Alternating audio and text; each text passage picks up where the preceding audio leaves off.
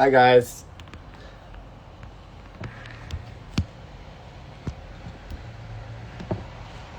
There.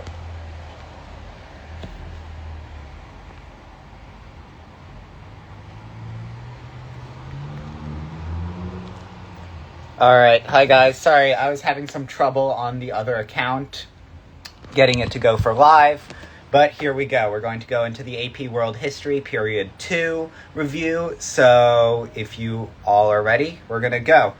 I'm not going to be looking at the chat for most of the time during this review, so at the end I'm going to open it up to questions. If anyone has any questions, put it in the chat, of course, and yeah, I'll take a look. So I'm going to start with empire building. So 1400s to 1700s, during this era within the AP World History unit, Europeans become the first to sail and really map the globe. And as I'm sure you all know, this leads to like the legacy of colonization, war, greed, racial intolerance, religious intolerance that we have even until today, and affects people all around the world. So Europeans primarily had economic motivations for exploring. In case you all don't know, a lot of the AP World curriculum is based on knowing political, social, and economic ties. So know these three categories very solidly. These will be things that are assessed on the AP test and probably on Miss Sherman's test as well. So during this time, we have Mediterranean trade that's already existing, which is exposure to the Middle East. This started during the Crusades, etc. And then traders like Marco Polo were the ones exposing them to products from further east, like India, China, Japan, the Indies, etc. Europeans essentially wanted direct access to silk, spices, and other goods.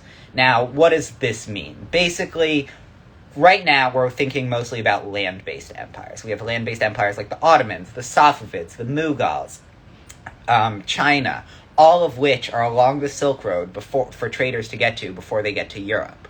When they get to Europe, by that time, things are so highly inflated in prices that really only the richest of the Europeans could actually afford them. Thus, the Europeans who wanted these prized goods actually wanted to have some sort of way to get there without relying upon the Silk Road. So during this time, all around the world, we see many nations equipping themselves with gunpowder weaponry. So that's muskets, cannons, etc. Any sort of thing that uses gunpowder as the main way of weapons.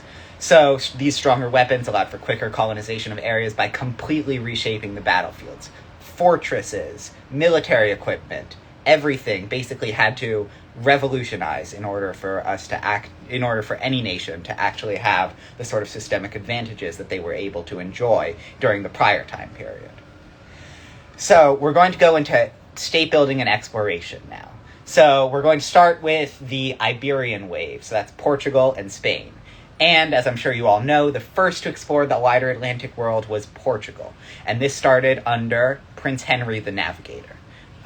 They claimed Atlantic islands, including the Azores, as they began to sail around Africa, looking for a sea-based route over to India and South Asia. In 1488, Bartholomew Diaz reaches the Cape of Good Hope. Now, this is at the southernmost tip of Africa, and this really shows a turning point in Portuguese exploration.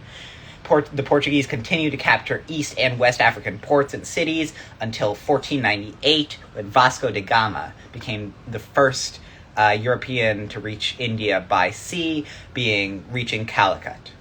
So, what's important here? The Portuguese, at this point, are building a trading post empire. They're essentially establishing little trading posts at each different section along the route over to India. And this is going to allow them to later establish the starting of the transatlantic slave trade and be able to establish relations with primarily West African, but also East African colonies and kingdoms. Next, so we're going to talk about the Portuguese continuing to enlarge their presence in Africa and Asia. So they get control over West African outposts and East African cities. There are very important cities that you have to know here. Those cities are Zanzibar, Mombasa, and Muscat. Muscat is in Oman now. Indian cities like Goa, Malacca, and Sri Lanka and parts of around Sri Lanka all are able to gain Portuguese are all able to gain essential trading posts around this area. So this is basically completely revolutionizing trade in the Indian Ocean. In the 1510s, they began to open up trade with China and then later Japan in the 1540s. As a result of them being able to kick out the pirates who were terrorizing much of the South China Sea, China gave the Portuguese Macau in 1557. Now we're going to move away from Portugal for a second, and we're going to go on to Spain. In 1492, Spanish King Ferdinand and Queen Isabella were really behind in the exploration game. Remember, think about these dates. This is already after Bartholomew Diaz reached the Cape of Good Hope at the southern tip of Africa. This is after so much has already happened that Portugal has done, and Spain is way behind here. So they turned to a proposal by Captain, I'm sure you all know, Christopher Columbus, to try to get to Asia by sailing west. And I don't know if I can emphasize quite how idiotic this idea is, because a common misconception is that people didn't know that the Earth was round. That educated Europeans at this time already knew that the Earth was round. However, Columbus's idea was that they could somehow make it more than halfway across the world without having to refill supplies at all. And think about this. This is like the 1400s. Like, that's not happening. But essentially, King Ferdinand and Queen Isabella really had nowhere else to go in order to continue on the exploration game at this time. So they sent Columbus west, hoping that he would be able to find a route. August 1492, Columbus leaves Spain. A few months later, October 1492, he hits the Bahamas. In the Bahamas, he is convinced that he's found the Indies. To be clear, this would not have been India. This would have been the Indies, which is present-day Indonesia, Malaysia area. Until his death, he was sure that he'd found the Indies, but many others later realized that he'd found a completely new landmass, entirely unknown to Europe. And that landmass is exactly where we are right now, in the Americas. So as they begin to realize this, Spain and Portugal begin their competition in order to create lines of demarcation in North America and Asia. Now, this leads to the Treaty of Tordesillas, which essentially drew lines of where the Spanish were allowed to conquer and where the Portuguese were allowed to conquer, according to the Pope. Now remember, this is absolutely in no way thinking about the indigenous people that already lived in many of these lands. But of course, we're thinking about Europe here. It's entirely ridiculous to expect that they ever would have thought of these other peoples here. Now this basically revolutionizes both Indian Ocean and Atlantic Ocean trade. Much of Indian Ocean trade is given to the Portuguese, while much of Atlantic Ocean trade is given to the Spanish. Now, Brazil in the Atlantic stays Portuguese, and some areas around, not too far from the Indian Ocean, remain allowed to be conquered by the Spanish, but really those are really the important key holdings of both of these empires at this time. Now, the 1520s, Ferdinand Magellan, he was a Portuguese sailor, and he did something no one else had done at this point. He led an expedition to circumnavigate the globe, essentially go all the way around. And he made it most of the way. He died near the Philippines. Now, the Philippines ended up being a very important holding for the Spanish later. So this is because Manila would be an essential part of much of trading, especially the silver trade, I believe, for the Portuguese. Now, guys, just so you know, I am looking through the study guide for a general that you can find at the link in the bio of Aki's history review, but I'm also adding on to each of the points, so that's why it's important to watch these sorts of things instead of just reading the study guides. So we're going to then go into the trading post empire that I previously mentioned in that the Portuguese were building in Africa, and they continued to extend this along their whole route over to India, which essentially formed the primary basis for their trade there. Now we're going to go into the New World, the Americas. Excuse me. The Spanish and the Portuguese were building maritime empires there, so those were overseas colonies fully under their control. This was almost entirely across the eastern coast of much of the Americas here. So for Portugal, this was Brazil, and for Spain, this was essentially centered upon the Caribbean islands, which is where they ended up growing a lot of their cash crops. What Spain did was they didn't directly just send state-sponsored military to explore everything all the time. What they did was they enlisted conquistadors. Conquistadors were generals who received permission from the crown to bring the Americas under Spanish rule, and in return they would be able to be granted monopolies and profit over anything that happened in the lands that they found. Now, these were a few people here. You'll probably be familiar with some of these names, at least somewhat. Juan Ponce de Leon, he was the conquistador around Florida. He had a whole thing about the Fountain of Youth that I'm not going to go into right now because I don't think that it's going to be on the exam. I didn't see it in any of the study guides or any of the books that I've seen online. Hernan Cortez, he led a very important thing. He led the conquest of the Aztecs from 1519 to 1521. And I'm going to go into this a little bit later as I go into the military advancements of the Spanish Empire and the role of women in conquering lands, but for the Spanish, but I'll get back to him. And then Francisco Pizarro, he led the conquest of the Incas in the 1530s, using very similar tactics that they would end up using against the Aztecs about 10 years earlier. So as they continued to conquer these areas, Tenochtitlan, the Aztec capital, was renamed Mexico City and became the headquarters of New Spain. New Spain was essentially Spain's area within the New World, where they were able to conquer this whole area. The Spanish had very important military advancements that the Native Americans at this time period did not have. These included horses, metal armor, and gunpowder weapons. And of course they had their own things as a result of everything that was happening with the diseases, but we're going to get into that later. The horses, for right now, their military advancements, the horses, the metal armor, and the gunpowder weapons made up for the relatively few number of Spanish that there were as compared to the Native Americans who they were fighting. They also were able to utilize divide and conquer tactics against the native groups. Now, I know this is very, very non-specific as I talk about it in my study guide, but what I'm going to talk about here is pretty important. What they were able to do was, the Aztecs had made a lot of enemies around them during this time.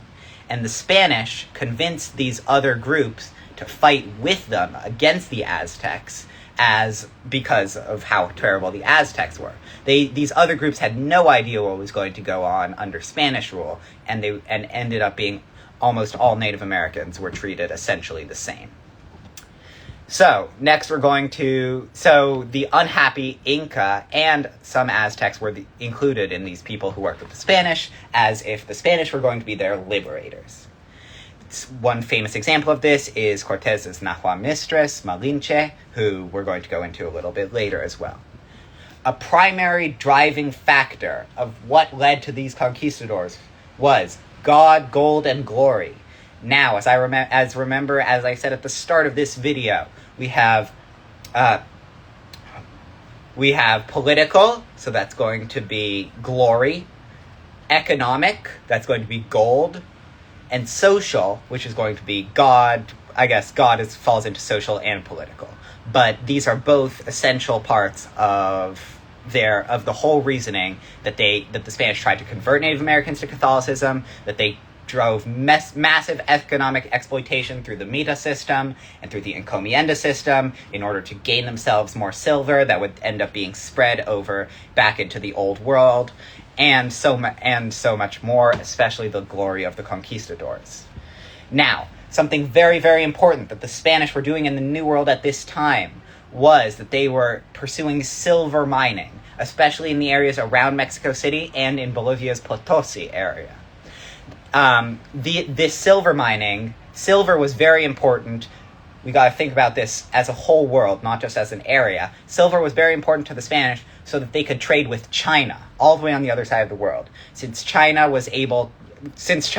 greatly desired silver, and this was the Spanish main source of silver at this time, they were able to ship it back through, as I previously mentioned, Manila, in order to make trades with China and get those precious resources from China, like silk, back over into Europe. Now, another thing that the Spanish were doing at this time was they relied on plantation monoculture. So plantation monoculture is essentially where you just plant one crop over and over and over and over again with sugarcane. And this was a result of cash cropping, whatever, that tried to just get the Spanish a whole bunch of money, essentially, so that they could continue to trade back where they were. But the plantation monoculture was not something that was embraced by the Native Americans, even though some of this was native crops.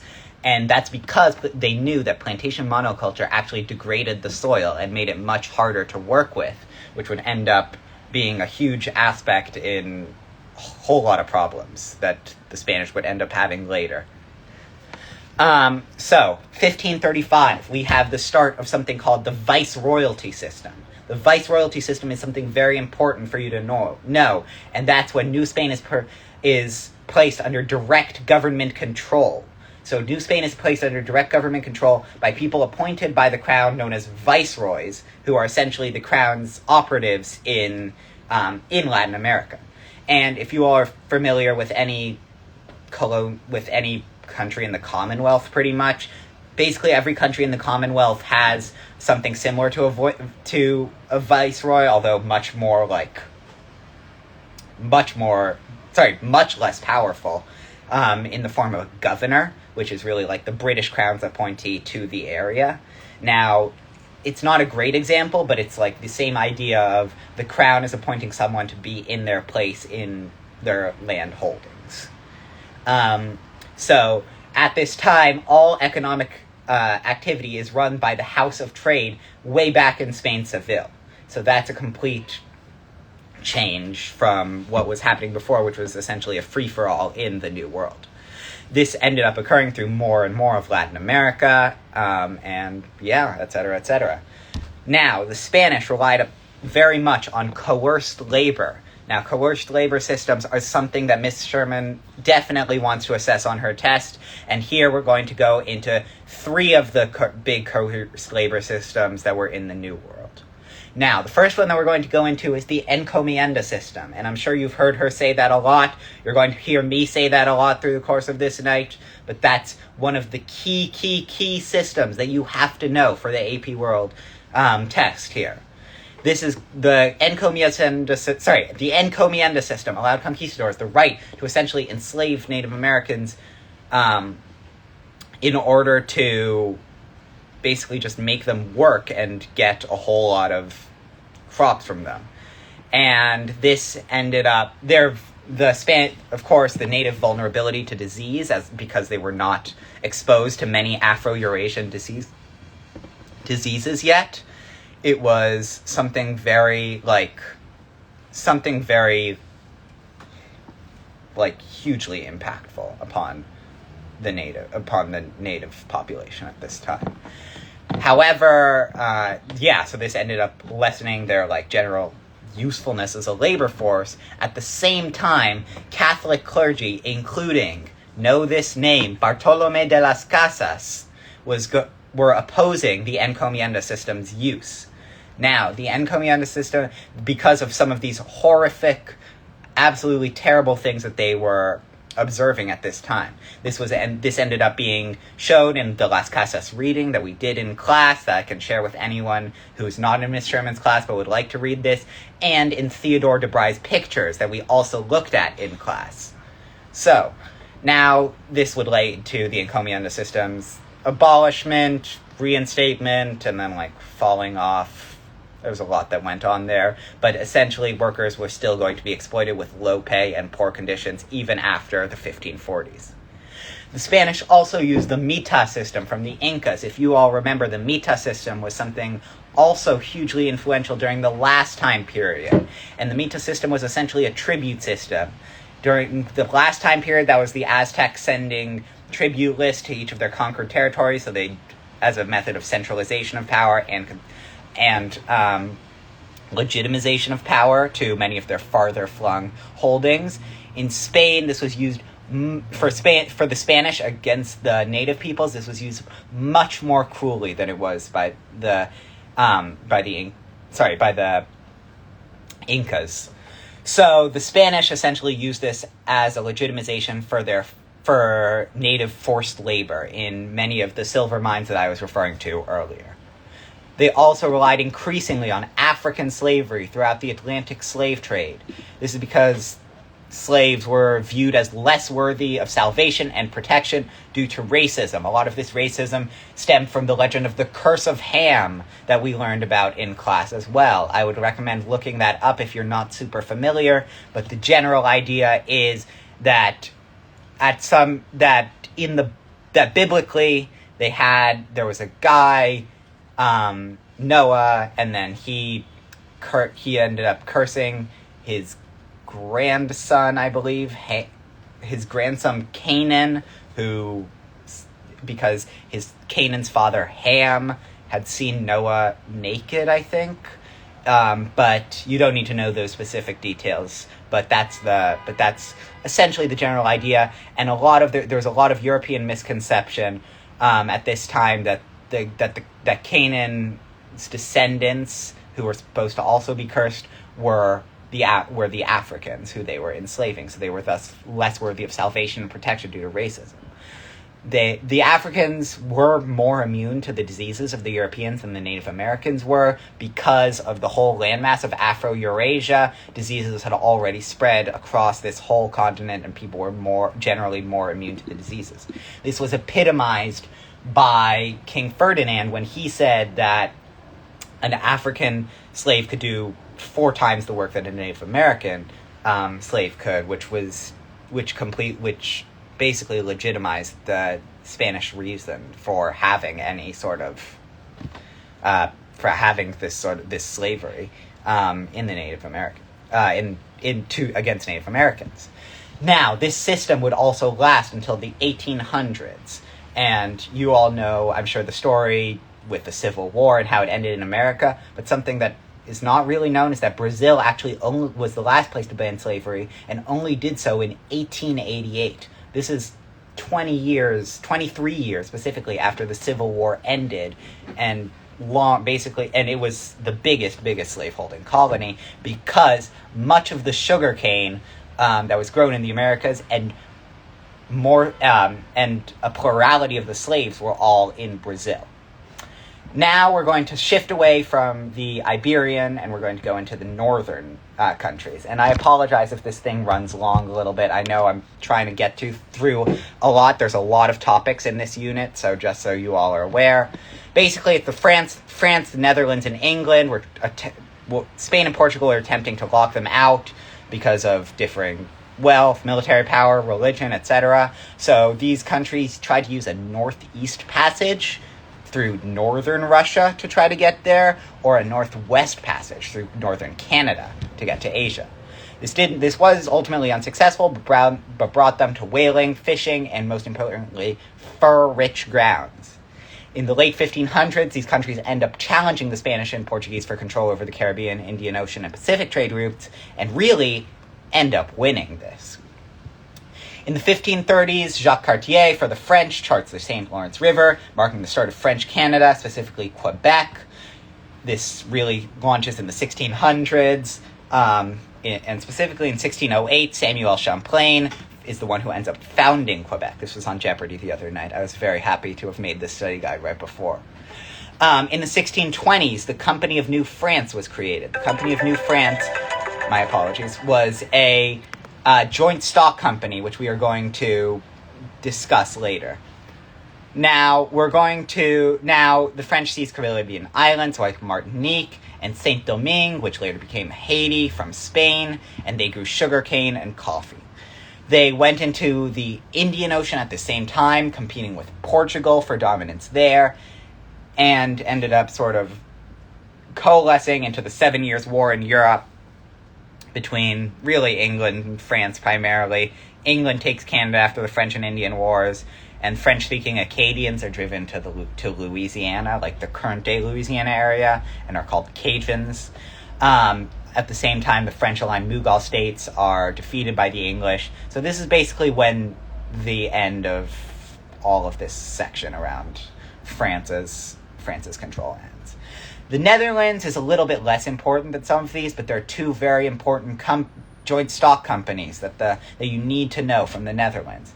And these joint stock companies are the Dutch East India Company, which administered pepper and spice plantations in Indonesia, and the Dutch West India Company, which essentially administered plantations in the Caribbean colonies. Henry Hudson explored New York for the Dutch, founded New Amsterdam, whatever. They bought the island of Manhattan from the Native Americans in 1624, thrived as a commercial center under Peter Stuyvesant. And this is how you guys know that Stuyvesant sucks. So then we're going to go later. This ended up being taken by the English, and it becomes New York, whatever. Yeah, all of that. So they're kind of they're of lesser importance, and I don't think they'll be on the test as much. Now, as we go to England claims parts of North America starting in the 1490s, thanks to John Cabot. Commercial and naval rivalry with Spain leads to Barbados and Jamaica becoming huge sugar plantations. Francis Drake raids Spanish ships and ports as he circumnavigates the world. Then the first English settlement founded by John Smith in the Americas is called Jamestown. This is really the first successful one, but yes. In 1620, the Mayflower lands on the Plymouth Rock, which starts really the trend of persecuted minorities coming to the Americas. The Puritans established the Massachusetts Bay Colony, and William Penn, who was a Quaker, founded Pennsylvania, so that ends up continuing. The Hudson Bay Company, which is founded by the English, went into Canada and the French areas in order to get furs. Now, the fur trade is important to know because this was a driving factor of Spain. Now, coerced labor. Call for this. Colonists often paid for passage by indentured servitude. So they were indentured to someone who was paying them they were indentured to someone who paid for their way across the Americas, and often for 7 years. Africans were also brought by the Atlantic slave trade, which I mentioned earlier. The English went to the Indian Ocean and founded the British East India Company for South and Southeast Asian relations. And this is similar to the idea of the Dutch East India Company, except a little bit further northwest in much of its work. So then we have, this is like 1591 is the expeditions to the Indian Ocean. 1608 is when the English begin to gain their presence in northwestern India. Guys, if y'all are in the chat, I need you guys to just keep it down for a bit because I want to be able to address the questions that are going to be coming up later. So just so y'all are aware. In 1795, they took Malacca from the Dutch, and that's really the end of the sort of idea that with the Dutch control over this area. In Russia, we have for Russia, they end up establishing a land empire in Siberia during 1500, 1600. They have the Bering expedition, which surveys the waters between Siberia and the Americas. Russian hunters and missionaries move into the Aleutian Islands and Alaska, and this stimulates Siberia and North American trade. The only real thing left for Russia is the Russian-American Company, which establishes a settlement in Alaska for the first time. Now, so now we're going to shift onto major states and empires, and I'm basically just going to do a review of this because this is really, I think, going to be the meat of like what's going on here. You have geopolitical balance of it suddenly shifting in favor of Europe for the first time. Now, Europe was kind of the back end, or as Highmore said, the butt bread of geopolitical power throughout most of the history up to this point. But now they are suddenly outstripping Asian states militarily and technologically. Europe becomes politically and administratively centralized, political units, fixed borders, shared language, ethnicity, sense of national unity essentially creates these nation states. And there are two major forms of government that you should know. These are absolutism, which is an all-powerful monarch, no restrictions on power, and often they have a divine right to rule. And a prominent example of this was Louis XIV, and I heard from some people who had Sherman's test today that this was on the test, so no Louis XIV, please. He resisted revolt by the nobles by shifting administrative power to civil servants who he ennobled, and thus were responsible to him and more liked by him. He built a huge army and a huge navy, and built the massive Palace of Versailles, all with methods of consolidation and legitimization of power. Unfortunately, he didn't think too far ahead, and the national debt skyrocketed and led to the French Revolution, which you'll learn about in the next units. Peter the Great was a key figure as well. He westernized Russia in the 1600s, 1700s. We did a whole thing about this. Look back at your notes from the seminar, honestly. That's the best way to study for him. Things to know: beard tax, westernization policies, and that he kept Russian serfdom. Additionally, Frederick the Great of Prussia, he was another example of absolutism. He made the country more efficient, but also more autocratic. Now, generally speaking, for absolutist states, there was censorship and restrictions on social mobility.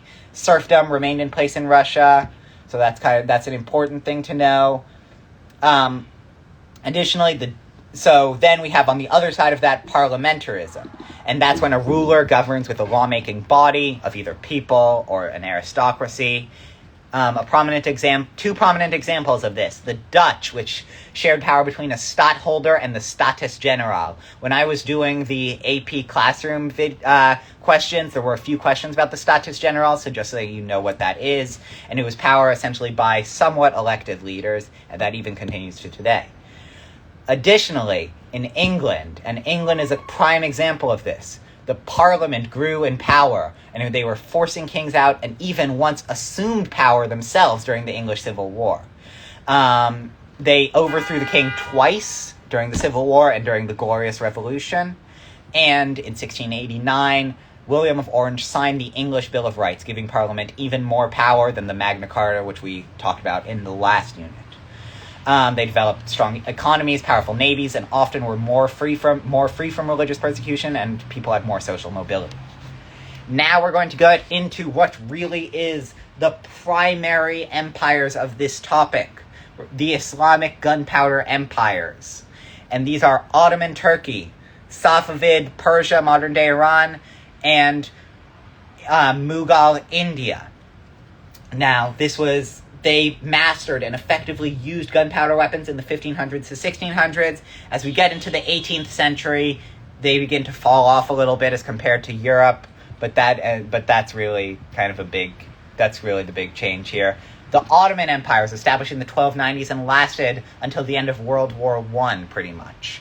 So that's a long, long time, about 700 years of history. They're hugely influential throughout AP World History, so always know them because they come up in every single time period assessed on the AP World History test. 1300s to 1400s, they really gain power over much of the Middle East and around the Mediterranean. They conquer Constantinople from the Byzantine Empire in 1453, and this is a turning point because the Byzantine Empire was really the seat of what remained of the Roman Empire. If you guys remember, that was a huge thing in the prior unit, and this is really what's left of it, and it's now gone as a result of the conquest of Constantinople. If you guys know, Roman Empire was Catholic, Ottoman Empire was Muslim, specifically Sunni, so that's a huge thing that's going to come up as well. They continued their expansion in southeastern Europe and North Africa, really until the early 1900s. Early 1500s, Sultan Selim I claimed religious and political power as a method of legitimization, and this was really affected the rest of Ottoman history, as we have. So the sultans adopted the circle of justice ideology, which is that the king's authority, the army, the wealth of the state, and the work of the peasantry are really essential to the survival of all in the empire.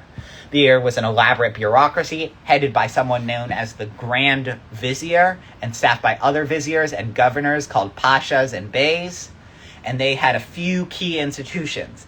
These key institutions were the devshirme system, which enslaved Christian boys to turn them into civil servants, and elite troops called janissaries. Additionally, they had the millet system, which sorted non-Muslims into groups based on religious categories. These groups were millets, and the people in them were called the dhimmi, and they had to pay the jizya tax.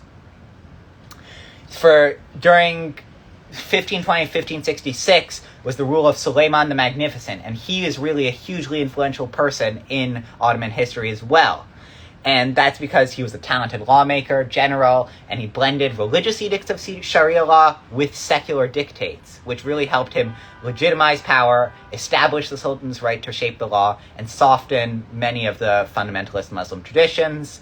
Later sultans were less effective with the key problems, specifically the Little Ice Age, which caused famines, and later wars against the Habsburg Empire, which is like Austria-Hungary area, and the Safavid Empire. On the other side of it, they had that ended up leading to the Selali revolts, where the Sultan's power was called into question, and even in 1622, Sultan Osman II is assassinated by his own janissaries, which is really could not be thought of 100 years prior under Suleiman the Magnificent.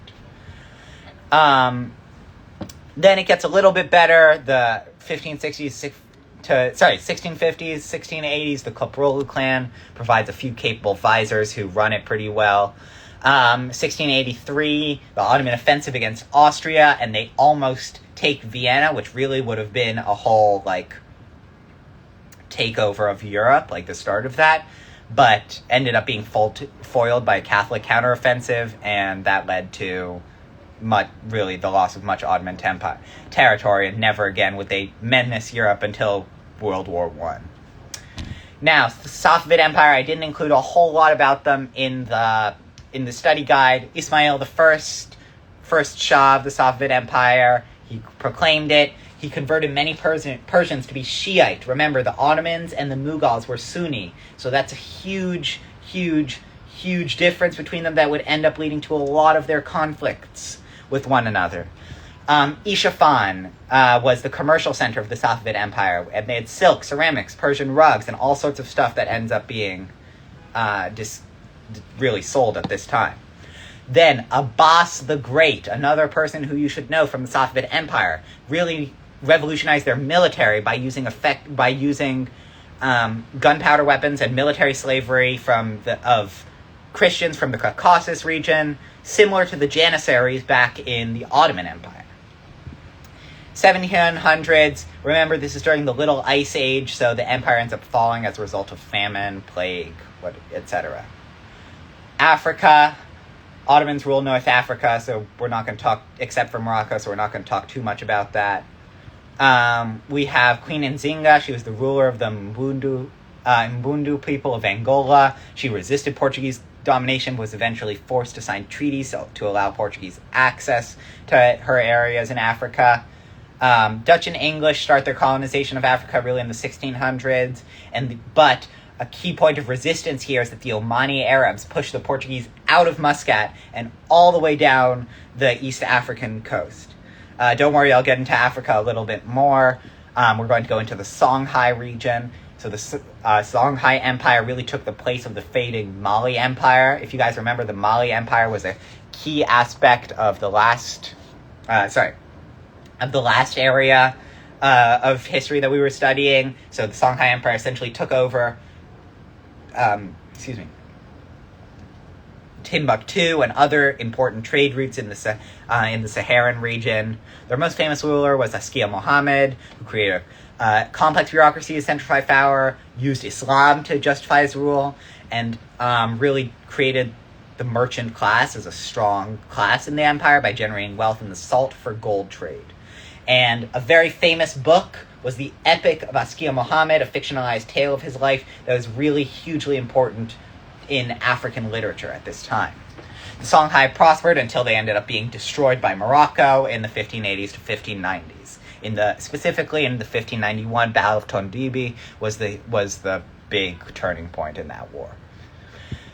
Morocco, I don't have a whole lot to say about Morocco during this time period. They were the only North African state free from Ottoman rule, and they tried to invade the Songhai because they needed funds. Sorry, that says funds. Funds for wars against Portugal and Spain that they would end up having. The Congo was a Bantu state established around in 1400 or so. The Portuguese really were crucial to Congo because they took hostages and essentially established a coercive partnership against the Congolese people. The Congolese were essentially forced to grant Portugal favorable trade terms and a right to use the ports. And Congolese monarchs converted to Catholicism and took European names. And you're going to hear you heard a little bit about this at the start of this unit, just general things to know. In exchange, though, this wasn't an entirely one-sided relationship. The Portuguese did give Congo gunpowder weapons to fight off other African states and get slaves back for them. In the mid-1600s, the Congo tried to expel the Portuguese, but really they quickly fell into disunity and the Portuguese colonized them. 1680, the Ashanti Kingdom was founded by Osei Tutu. And really the thing you should know about the Ashanti Kingdom was that they were a key supplier of slaves for many European countries, including Portugal, including England. South Africa, there's the Boers. The Boers were Dutch colonists who were given control over South Africa and enslaved the Xhosa, but later they fought the Zulu and then the English, sort of, for established control. Over China. Now, really, China, this is really a pretty important part in Chinese history because we have the voyages of Zhang He, who really opened up Ming China to global exploration, but they didn't really go super deep into this. As we've seen, it was really the European traders and the Jesuit missionaries who the Ming Dynasty opened up to in the 1500s that really were the ones kind of quickly dominating the area. The 1600s was really a time of decline for Ming China, so an influx of silver from the Americas, remember, led to inflation and total economic breakdown. New crops from the Americas could not be grown in much of China due to the Little Ice Age, and this caused famine, deforestation, and flooding. Now, an important person to know is Li Zisheng, who toppled the Ming regime as a result of inability to solve these issues, and briefly was the king, although not for very long, because the Qing dynasty from the north, the Manchu people, conquered China and became the next dominant ruling dynasty, really until China until 1912. Christianity gets banned in 1724, and it's a minority rule system. 1 million Manchu people, 250 million Han people. It's like a total blowout, but still, and Manchu people were given preferable positions in much of the government as well. The late 1600s, they end up invading Formosa, present-day Taiwan, Mongolia, Tibet, and much of Central Asia. The really important person to know is the Kangxi Emperor, who was a general, lawgiver, sponsor of culture and learning, patron of Confucianism, which is important because that's kind of different from many of them, because Confucianism is really a Han thing, and this is showing the Manchu having a respect for that, giving them some sort of legitimization of their power. Neighboring areas were forcing their tributary systems, so that was Central Asia, and subjugated Chinese subjects to systems of social stratification. Foreign trade was highly regulated to tea, silk, porcelain, and very few imports, and it was really regulated to just a few ports like Canton. It made China wealthy, but angered European trading partners. Now, something to know, and I saw someone brought this up in the chat earlier, Japan. Now, Miss Sherman did not go over Japan a lot, but Japan was apparently highly assessed on the test, and a lot of people didn't know it, so just something for you all to know if you're still taking the test tomorrow. 1400s, 1500s, they are ruled by shoguns, military rulers, and daimyos, landholders of the samurai class. Initially, before this time, Japan was really decentralized, so there was civil war, banditry, economic breakdown, and European influence by the Portuguese, Spanish, and Dutch. From 1560 to 1615, 3 warlords, really only one of whom you have to know the name of, utilized gunpowder weapons and social stratification to unify Japan. And the one that you have to know the name of is the third of them, Tokugawa Ieyasu. And I am horribly butchering that name, but that's okay for right now. Declared himself shogun in 1603, had the whole country in control in 1615. He moved the capital to Edo, Tokyo. If you ever hear the term the Edo period, that refers to Tokyo. The caste system of the samurai, the peasants, the artisans, and then at the very bottom, the merchants, because of Confucian ideology. Only samurai were allowed to possess weapons or serve as soldiers, while the government retained all gunpowder weapons because they didn't want to fall into the wrong hands. Samurai were now salaried. They were given rice as in exchange to become bureaucrats, civil servants for the Tokugawa shogunate. They pursued a policy of isolationism and the national seclusion policy, which restricted foreign access to Japan and did not allow Japanese to leave under punishment of death.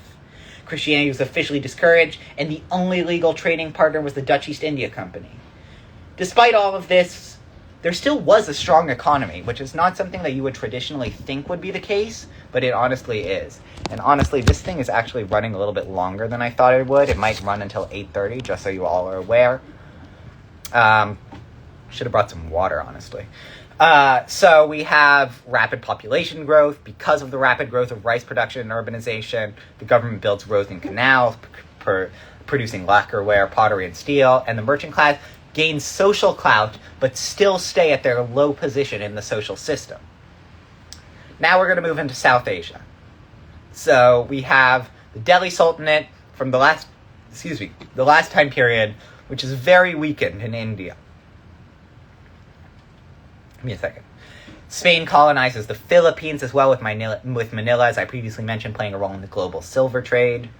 But an empire that you have to know from South Asia is the Mughal Empire. Babur, a Central Asian warlord, invaded the Delhi Sultanate from the north, which led to him in 1526 establishing the Mughal Empire that would conquer the rest of India and rule for several centuries. It was one of the Islamic gunpowder empires that I mentioned at the start, and it really was cute. Yeah, it's pretty important to much of history. Centralization helped the landowning zamindar class become regional governors and tax collectors. This was a centralization of power because they essentially turned them from ruling people who ruled little areas of land into important for the whole government. And the economy thrived thanks to the cotton trade. But something important to know is that there's Indo-Persian cultural fusion that's different and unique to the Mughal Empire. Persia is all the way over to the west of the Mughal Empire, but because of its location and its huge scope, there was cultural fusion through arts and literary. Akbar the Great, very important you need to know really 3 primary people from the Mughal Empire. Akbar the Great was the first one. He used gunpowder weapons to conquer most of India. He was also very religiously tolerant. That's something important to know. He reserved a certain percentage of government officials to be Hindu, and he himself married a Hindu princess. He also attempted to ban sati, or widows' self-immolation, at their husband's funeral, which was pretty important and pretty influential to a lot of Hindus, but he was ultimately unsuccessful in that. His grandson, Shah Jahan, left an architectural legacy, including one of the wonders of the world, the Taj Mahal. From 1658 to 1707, Aurangzeb, another ruler, abandons religious flexibility and forced all to conform to Sharia law. Basically, completely throwing away everything Akbar did for religious tolerance. In 1675, he put the leader of the Sikhs to death, which provoked the succession of the Maratha Empire founded by Shivaji in West Central Asia, as well as Punjab in other areas. So the state ends up declining. Religious struggles continue because of Aurangzeb's stuff, and even though they were able to keep European traders at bay, really along the coast, they ended up kind of losing a lot of their power initially to the French, because they end up relying on the French too much. But then, as a result of the 7 Years' War, which I mentioned earlier, the British end up taking over entirely and basically just keep Mughal rulers as figureheads. Oh, sorry, something important to know about Japan that I didn't mention earlier and is not in the study guide is that Japan does have an emperor as well as a shogun. The emperor has no political power. They are solely a figurehead to sort of legitimize the shogun's rule, because technically the shogun had to go through them for everything. They were basically kept in the imperial palace in Kyoto and pretty much never allowed to leave. Okay. War and state rivalries. Just a few things to know. Franco-Habsburg hostilities. Habsburg empires in Eastern Europe. France is in Western Europe. 30 Years' War, which is the Catholic versus Protestant religious war. It's like an offshoot of it, because the Catholic-Protestant religious war really started with the Catholic Reformation and lasted for even until today, honestly. 1618 to 1648 is the 30 Years' War, which weakened Spain and Austria and strengthened France as a result, and also led to the freedom of the Netherlands from Spain. The Ottoman-European conflict, 1453 to 1683, is kind of a huge thing here, because the Ottoman Empire is this non-European outside force that's trying to take over here. Songhai Moroccan conflict I already talked about. Ottoman-Safavid competition, as well as Safavid-Mughal competition, is really as a result of religious differences. Because remember, the Safavid Empire were very, very strictly Shia. They even cursed out the Sunni caliphs who succeeded Muhammad. So that's an important thing to know. The other two empires were slightly more religiously tolerant than the Safavids, but they were primarily ruled by Sunni Muslims. European rivalry for trade routes worldwide, including piracy. Now, some important cultural developments was the printing press, which really hugely affected literacy across Europe at this time. By allowing anyone to read save just the upper classes. Religion, we have a few new sects of each religion. Buddhism, kind of bigger split between Theravada and Mahayana, which was on the last one, which was in the last section that I did, but honestly, that I'm not going to go into just yet. It's not super important for the test. Additionally, Tibetan Buddhism was developing a following among Central Asians. Islam, Sufism, was a mystical strain of Islam that continued to flourish during this time period. There was a bigger Sunni Shiite split between whether the Umayyad caliphs or Muhammad's son-in-law Ali and the 11 Imams were the rightful successor. And really, this, as I previously mentioned, Safavid, Ottoman, Mughal conflicts stemmed from this. Now the big one here. The Protestant Reformation and Catholic Counter-Reformation. And that really affected the faith, the culture, the politics, and the spread of Christianity at this time. Prior to the 1500s, Eastern Orthodoxy was prevailing around Byzantium, while Roman Catholicism dominated Western and Central Europe, and these were the only two big branches of Christianity here. But now, Byzantium is destroyed. Remember, the Ottomans have conquered Constantinople.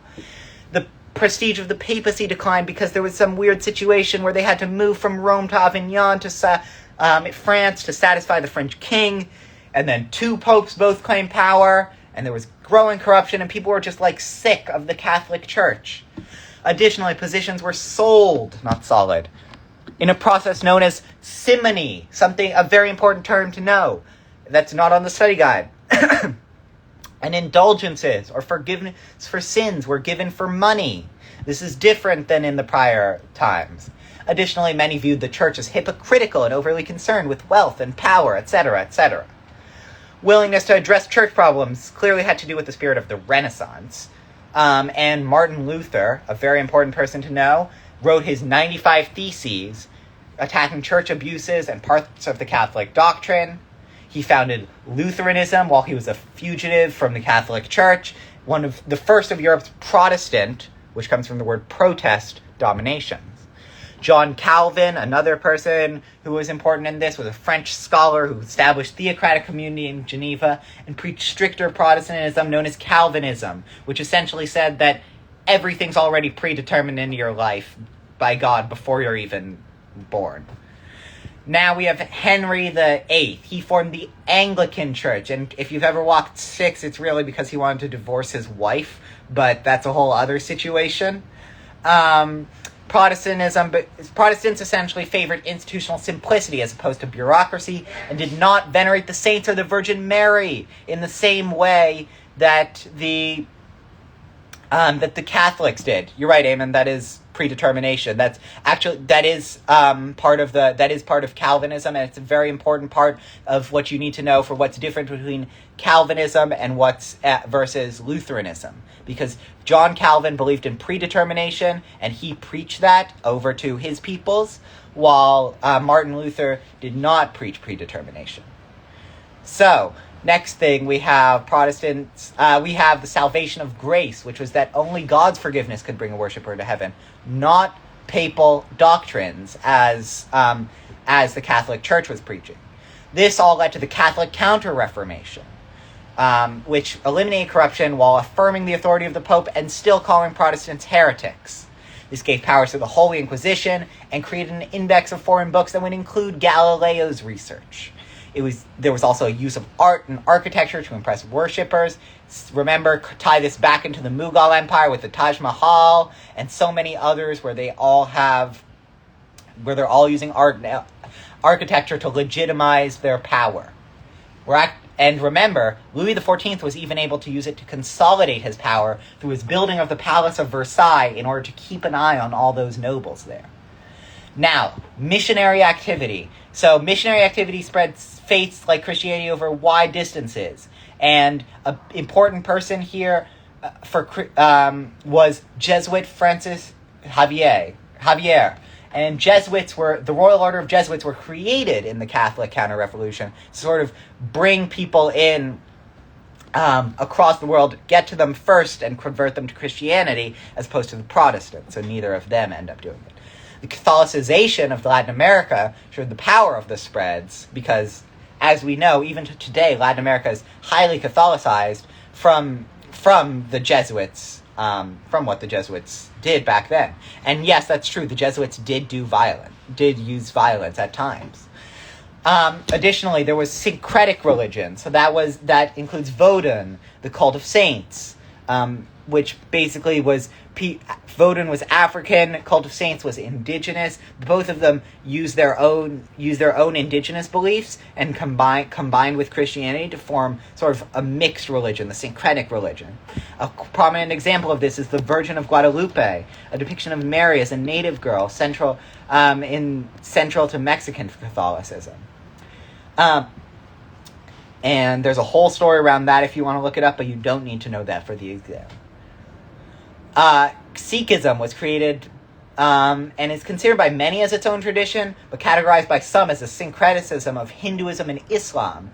It was founded in Punjab by Guru Nanak, and early gurus taught that meditation and virtuous behavior would penetrate the veil of the Maya, which is worldly illusion, and help them get to know Waheguru, one true God.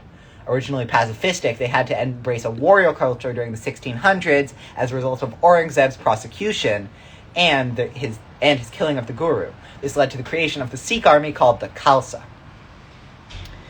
I'm not going to go too much into art, literature, and architecture. If you want to hear more about that, take a look at Aki's history. I forgot what it was called. Aki's history reviews or whatever, and look through how societies were able to use art. Important things to know generally: Palace of Versailles, Grand Plaza of Isfahan, Blue Mosque, and Red Fort. All of them were examples of basically consolidation of power by allowing rulers to either keep an eye on nobles or to have some sort of impressive legitimization where they have this huge thing on the religion that they are prioritizing in their area. The Renaissance in Italy was like Erasmus, Thomas More, William Shakespeare, Miguel de Cervantes, and this really catered to all classes as opposed to the upper classes, and so brought up merchants and middle-class patrons. It was inspired by the scientific revolution and philosophers such as John Locke that led to the Enlightenment.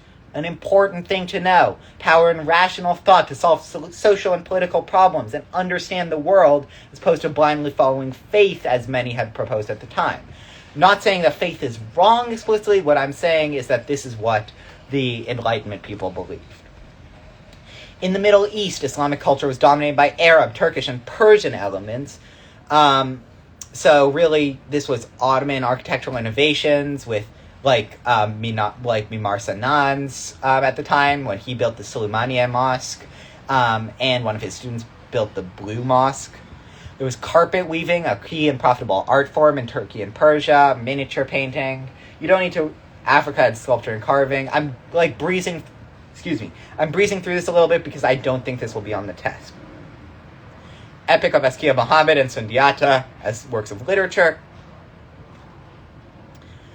East Asia had fine porcelain and Wu Chenggen's Journey to the West, which were accessible to all people and were often traded back out in the West. Kabuki theater arose in Japan, which featured acrobatics and swordplay, which was in contrast with no drama, and ukiyo-e painting, woodblock prints, which I have. Oh no, I don't know where it went.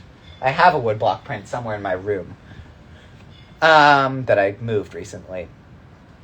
Now we have technology and innovation. European age of exploration this is very important, was facilitated by advances in marine and navigational technology. Europeans combined new innovations that they had with older ones from Asia. And these older ones included the astrolabe, the magnetic compass, and cartography and star movements to produce precise maps and astronomical charts. They got even more precise with this as time went on. John Harrison invented the marine chronometer to help calculate longitude at sea. Remember, the astrolabe measured latitude, the marine chronometer measured longitude. Shipbuilding technology improved in Europe with the use of deeper keels for stability, with the use of the stern post rudder for steering, which allowed you to actually go where you wanted to go instead of go wherever the wind takes you. And a combination of square and lateen sails, which allowed you to use the wind as you choose rather than as the wind chooses. Finally, there's also the system of rigging to create sailing ships that were much faster than they were. And important examples of these are the Portuguese caravel, the carrack, the Spanish galleon, the Dutch float, and all of these other tactics that they were able to use in order to sail across the world. The next section is a bit more on gunpowder. I'd recommend to read through that, honestly, if you're still taking Miss Sherman's test. Read through that. It has a little bit about gunpowder that's kind of important, I'd say, but I already went over it mostly earlier. Then we have the scientific revolution. So the scientific revolution we went over a little bit in class. I don't think it's going to be on this test, but just so you all are generally aware, scientific revolution is scientific and technological advancements during this time period, despite the church's control. Examples of these: Copernicus, who provided proof for the heliocentric theory that the sun was in the middle instead of the earth. Johannes Kepler and Galileo later proved his work, but were all denounced as heretics by the church. Vesalius wrote about anatomy, adding on to older Greek and Persian ideas. Descartes and Bacon laid out the scientific method. Linnaeus, zoological and botanical taxonomy, which helped us know how to classify animals. Homo sapiens comes from zoological and botanical taxonomy. Isaac Newton, the laws of motion, gravity, And for all y'all seniors who are on here, I know this is the worst, calculus, written in his book Principia. And there were lots and lots more other ideas and inventions I write on the study guide, so take a look at that if you want to. Basically, this was all in spite of the church. These people were not explicitly against the church. They were generally tolerant of all religions, but they were doing these things despite the fact that the church did not want them to. Economic systems, really a key thing to know here is that there was a globalization of economics. The European age of exploration made an early stage of economic globalization possible, and leading to the decline in importance of the Silk Road that we saw in the last unit. That was really the main way that we had globalization of economics during the last time period. But seaborne trade, Indian Ocean Basin, across the Atlantic Ocean, was really important here. There was severe inflation in Europe, Ottoman Empire, and China due to the influx of silver from the Americas. And the triangular trade system between Europe, Africa, and American goods was very key to trade in these areas at this time. The Atlantic system of trade was primarily from the Columbian Exchange, which was the exchange of food, animals, wealth, etc., but also the exchange of diseases. Diseases were a huge thing at this time because diseases ended up decimating the native populations. As much as 90% of Native Americans may have died as a result of European diseases, especially smallpox, especially measles, especially influenza, from the Spanish and Portuguese primarily, but even from the English and the Dutch later. There was a rise in European harvesting of animal products like fishing, whaling, and fur hunting. Then we had joint stock companies who operated under monopoly charters, so governments did not have to pay the high cost of exploration. Joint stock companies that I've mentioned earlier, Dutch East India Company, Dutch West India Company, Hudson's Bay Company, French and Russian American Company. All of these are examples of how they were able to use monopoly charters instead of having state-sponsored trade, and really this ended up being the way to go because places that stuck with state-sponsored exploration ended up losing big in the colonial system. We had joint stock companies this allowed investors to pool money and receive profit based on investment size. They were limited liability because you could only lose as much as you invested. The Muscovy Company was another one. Sorry that I missed earlier. European states relied on privateering, hiring privately owned vessels to raid other ships. Essentially hired pirates. Let's be real here. European competition in the Indian Ocean between Northern Europe and Southern Europe ends up coming to a head in the 1600s when Northern Europe elbows out Spain and Portugal, and 1700s when the English enlarge their presence in India, and eventually are the ones to basically take over this whole thing. The Ottoman-Safavid rivalry for influence in South Asia was a huge thing as well, and the Omani-European rivalry across East Asia pushed the Portuguese out of Zanzibar and other ports. This also was a time period when the system was changing. Remember, during the last time period, we talked about mercantilism and it's still the dominant economic philosophy in the world, that there was a finite quantity of wealth and that all nations are rivals aiming for self-sufficiency. This eventually led to the idea of capitalism, which is the free trade ideals that we had today, which is less state control of the economy, but still everyone is rivals with one another. And we'll end up learning about communism and socialism in the next time period, because that's during the time period of Marx. But yeah, just a preface to economic systems here. Trading and banking became more important than they were previously. Previously, merchants had less social, political, and economic prominence, but they were gaining in this time period. Whether in Japan it was sort of a more informal thing, or in Europe where it really became like a very important profession that you had here. More land was brought into cultivation, and there was improvement of agricultural methods like fertilizers, rotations of crops, as opposed to monoculture, ended up happening towards the later end of this time period, and fields became more common. Much of the global rise in productivity resulted on coerced labor, Atlantic slave trade, Arab slave trade, slaves in Southeast Asia, serfdom, which is especially unique to Russia and Japan. Remember, Russian serfdom, Peter the Great, and Russian peasants made up a huge part of the population, but were still the lowest rung on the social ladder. There was no middle class, there was no way up, and that was a big problem with serfdom. Plantation and cash crop agriculture all over the world was based on unfree or poorly treated or poorly paid labor during this whole time. Then we have social classes, social interactions in flux. And I've kind of gone over this, but just a few things to know. The German Peasants' War was a rebellion against landowners and aristocrats. The Solali Revolutions, the Cossack Serf Uprisings, specifically within that, the Pugachev Revolt and Stenka Razin, who was like a Robin Hood of Russia at that time, and Li Zisheng's result, which ended up toppling the Ming Dynasty. Urbanization encouraged social mobility and class diversification. This is something that started before this time period and something that still continues today, but this period had rapid urbanization that you should know about. Merchants still commanded wealth and informal power, but they were looked down upon by elites. Elite classes' political centralization greatly affected elites who depended on inheritance status and land ownership. European nobles served as officers in nations' civil service, military, due to monarchical pressure, as opposed to keeping their traditional roles where they were able to essentially do whatever the hell they wanted. Zamindar landowners in India were incorporated as local officials and regional governors instead of just governing their own little area completely free of control. And this is all during this trend of monarchs gaining power while nobles are losing power during this time period.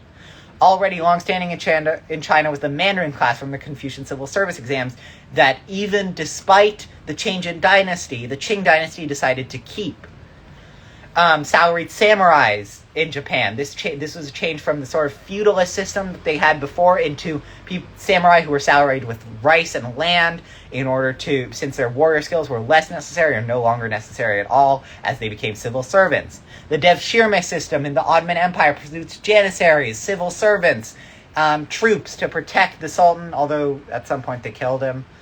The French nobles of the robe ensured that high-level bureaucrats were loyal to Louis XIV because he appointed them to the nobility, as opposed to the nobles who gained it hereditarily. I don't know if that's a word. Slavery and coerced labor, chattel slavery. That's an important term to know. That's owning human beings as personal property and was common across the world, but something that you really have to know was the Atlantic slave trade. That's an important point to know. Now, there was also the Arab slave trade and the Yasak, which were forced labor systems in different areas around the world. The encomienda system, which I went over earlier. The mitad system, which I went over earlier. The hacienda system I did not go over earlier. That was similar to serfdom, and essentially succeeded the encomienda system, but was much more similar to serfdom seen in Russia and Japan. And that's because it tied indigenous people to land for plantation monoculture. And it employed Native Americans with little pay and poor conditions, and really also was like in tandem with the reliance on slave labor from Africa. The Middle Passage, the only thing from this next section about the Atlantic slave trade is the Middle Passage is the name for how they brought slaves across the Atlantic Ocean. Horrific conditions. You learn this about with Oladua Equiano. I think that's his name. And he described how people would just jump off the ships because they would rather die than be forced to stay on these ships for any longer. 25% died on the journey. Eventually this got lowered, but really it's not because the conditions got better, it's just because the slave traders ended up just being, trying to just stop it and maximize their own profits. This is part of the triangular trade that I mentioned earlier. Back into religious and gender differences. I promise this is almost over. Protestants and Catholics persecuted one another, and anti-Semitism was rampant across Europe. Islamophobia was common among European Christians, especially European Christians in the East, because of the Ottomans' campaigns in the Balkans and general public opposition to them. In the Middle East, non-Muslims were less persecuted due to the policy of mudara, which is moderation. They did not have equal rights. They could not serve in the military. Their testimony was given less weight. They paid the jizya, and Christian families were subject to the shirme. But it was still much better conditions than what was in the Europe at this time. There were three main millets at this time, if you remember the millet system from earlier. That was the Jews, the Armenian Christians, and the Greek Orthodox. Now onto the Mughal Empire. Akbar the Great, remember, was very tolerant, encouraging friendly relations among those of all faiths. But then, on the other side, was Aurangzeb, his much later successor, who imposed Sharia revolt law on all, causing Sikh revolt, and basically destroying the Mughal Empire, as I went through earlier. In China, colonization and conquest formed new race-based and ethnically based hierarchies. I only included race-based on here, but ethnically based is also an important part at this time. Now, the Qing dynasty forced Chinese subjects to wear certain clothes and braid their hair into long queue braids. Males had to essentially shave their foreheads, which went against the Confucian ideals that your parents give you everything you have, including your hair, and shaving it off was essentially a form of embarrassment and forcing them to go against their own religion. In the Americas, there was a very strict social hierarchy of peninsulares from Spain, criollos, who were people who were fully Spanish but were born in the Americas. People of mixed races, so that's you might hear them as mulattos, zambos, mulattos and mestizos or metis, and then natives and slaves, or zambos, who were natives and slaves. Then we have the República de Indios, which was the administrative unit, similar to the millet for Native Americans, which regulated taxes, but also allowed social and cultural autonomy. Pretty similar to the millet from the Ottoman Empire, although much less free. In Europe, now we're going to talk about gender a little bit. In Europe, upper-class women had access to education and intellectual life, but middle-class women at this time were assuming greater economic roles. All women, despite their class, gained more control over who and when they married, divorce, childbirth, inheritance. Urbanization led to women having fewer children. Catholic nuns especially received a high level of education, and Protestantism emphasized literacy, which led to a lot of women who were Protestant in Northern Europe gaining some level of learning. There were a few female rulers at this time. Queen Isabella of Spain, Queen Elizabeth of England, Maria Theresa of Austria, Catherine the Great. Matthew, yes, I have been doing this since exactly 7 p.m.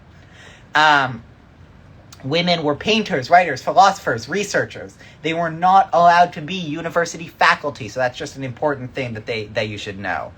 There were still high rates of death from childbirth, 1500s, 1600s, witch hunts targeted 75% women. Catholics and Protestants used scripture to justify women's inferiority. So really, there was still a lot that was going against women at this time, but they were gaining progressively more political power. As they went to other places, explorers were dependent upon local women during encounters. Remember Hernan Cortez's mistress, Doña Maria or Malinche, and Pocahontas and her interactions with English colonists in Virginia, as you could watch in the very racist movie Pocahontas. In the Ottoman Empire, sultans' mothers ran the household, and the harem, a social network within the royal family involved with raising children and pursuit of the arts, was important in the political nature. It's primarily not sexual in nature, as is commonly thought about, but still, despite all of these advancements in the Ottoman and Safavid Empire, there was still a seclusion of women throughout the Muslim world and among most classes. Not throughout the Muslim world, throughout the Islamic world. Testimony in court for women was still less than that of men, but remember, there were descriptions that women in the Ottoman and Safavid Empire had more freedom than European women at this time. Mughal Empire, Muslim women had more rights than Hindu women, even during the times of the policies of religious unity. There was generally more rights to Muslim women. Hindu women were subject to the caste system and sometimes sati, which is the ritual burning. Seclusion of women was applied to both Hindu and Muslim women later in the Mughal Empire, and at the same time that Sharia law was imposed, affecting everyone. In East Asia, foot binding became more widespread in China. And women in Japan especially faced heavy restrictions, as they were forced to obey their husbands or potentially face death.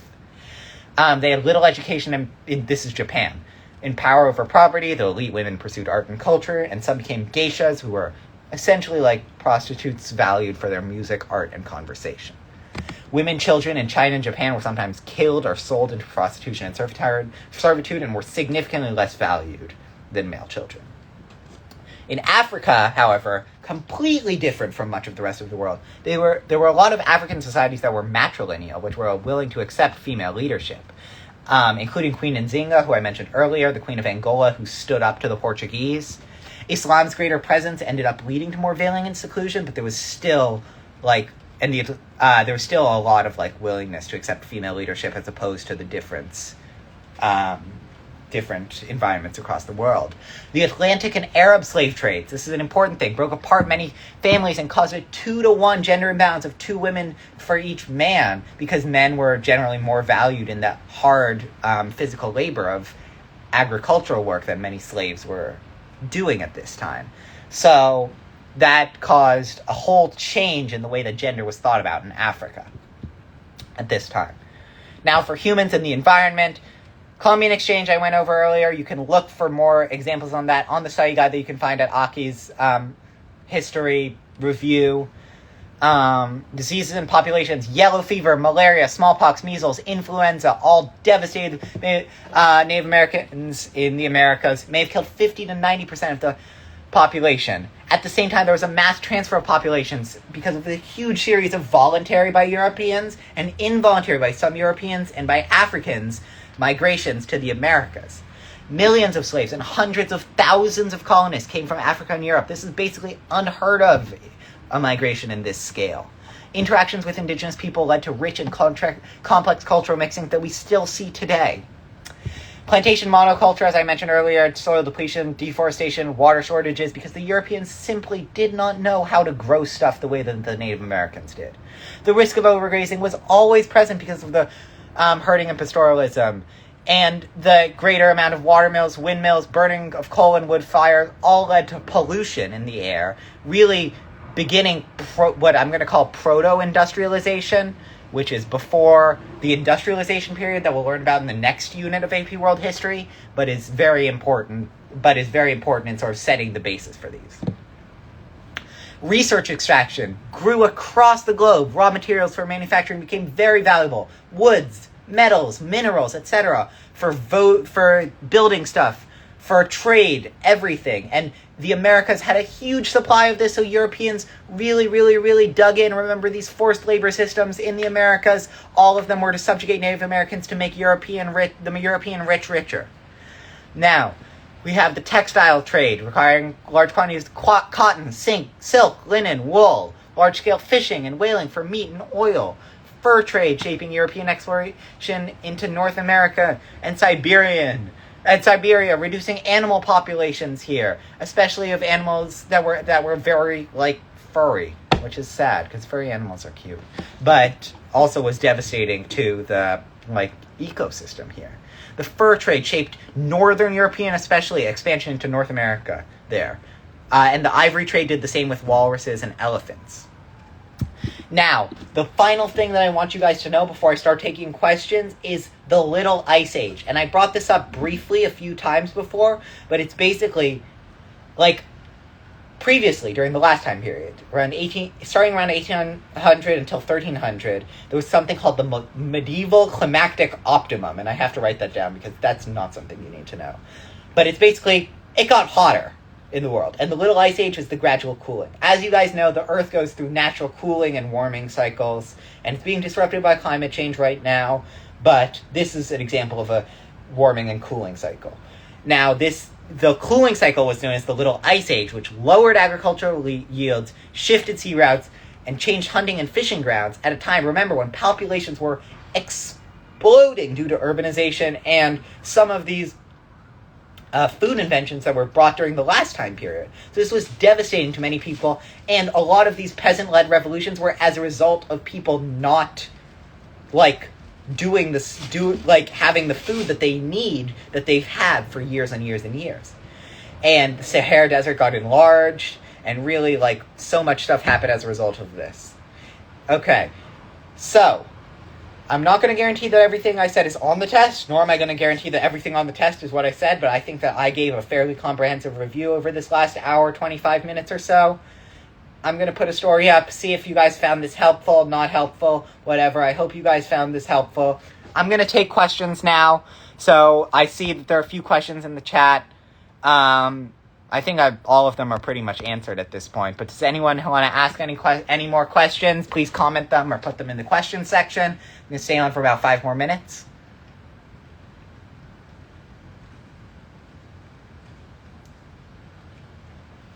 Nope. Okay, Well, if you need anything from me, feel free to DM me anytime. I'm always happy to help. And yeah, good luck everyone taking the Sherman test tomorrow like me. I know you guys will do great. Thank you.